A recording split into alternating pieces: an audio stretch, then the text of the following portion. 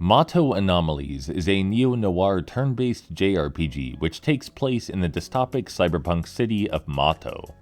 Mato's in a bit of a crisis right now because interdimensional creatures called Bane Tide have begun to feed on intense human emotion, empowering both themselves and corrupt businessmen in the process.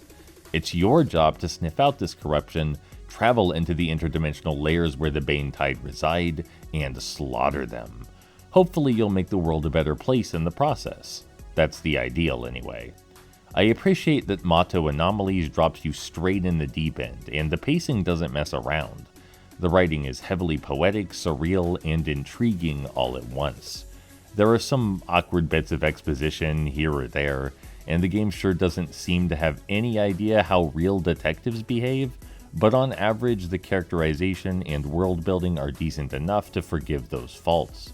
A lot of alien terminology, location names, and political pawns are thrown your way in rapid succession, and you're just expected to keep up.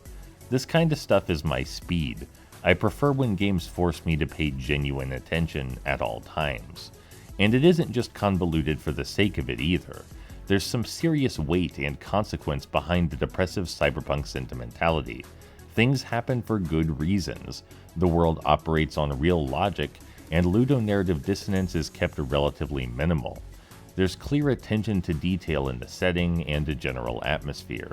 It's not the best writing I've ever seen, but it's immersive enough that I've been seeking out every side quest just to spend more time in the world. It's good stuff all around. As for the gameplay, there's a fair bit of genre mixing here, but we'll focus on the traditional dungeon crawling JRPG bits, because that seems to be the real meat of the experience. It's your fairly standard fare, with a couple twists. You choose attacks from a skill list, then they become unusable for a few turns as they recharge. Your party also has a shared health bar rather than individual ones. This, as you might imagine, requires careful planning to get the most use out of your more powerful techniques and stretch each health point as much as possible. I do appreciate that the combat, much like the writing, doesn't hold your hand too much. Sure, it eases you in, but you're pretty quickly engaging with real strategic choices and fighting formidable foes.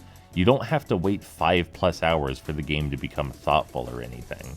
Speaking of hours, I usually keep a very close eye on my playtime in games, but Mato Anomalies was so engrossing that I found myself forgetting to check. I wanted to see more of the game first, and worry about the impact to my schedule second. While that may not be healthy, it does speak positively of the art itself, I feel, especially since there's nothing inherently addictive about Mato Anomalies. There are no obtrusive gacha mechanics or Skinner boxes or DLC or dailies.